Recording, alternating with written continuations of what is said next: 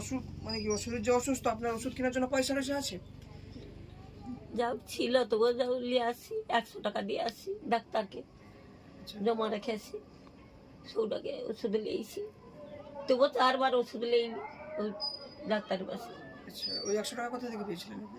ও ভাতা টাকাটা দিয়েছিল। আচ্ছা, আর আছে না নেই? না আর নাই তো।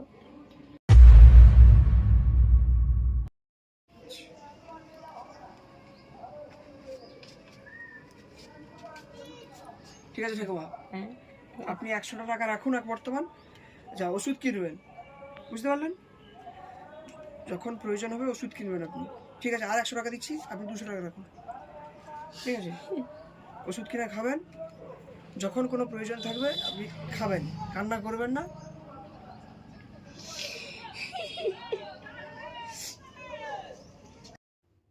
ঠাকুমার শরীর অসুস্থ, ডাক্তারের কাছে মাত্র 100 টাকা জমা দিয়ে 4 বার ওষুধ নিয়ে এসছেন এবং ঠাকুমাকে জিজ্ঞেস করার পর ঠাকুমা বললেন যে আর টাকা নেই।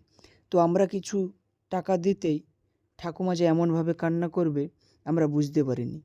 কি করবে, অসহায় মানুষ তো, কিছু টাকা পেলে যে এইভাবে মানুষ কান্না করে আমরা কখনো দেখিওনি আর কখনো ভাবতেও পারিনি। সত্যি ঠাকুমার কান্না দেখে আমাদের খুব কষ্ট হচ্ছিল।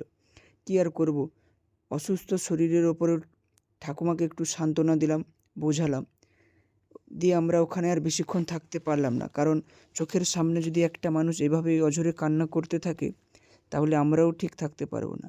তাই ঠাকুমাকে সান্ত্বনা দিয়ে ওখান থেকে আমরা বেরিয়ে এলাম। চেষ্টা করব অসহায় মানুষদের পাশে দাঁড়ানোর।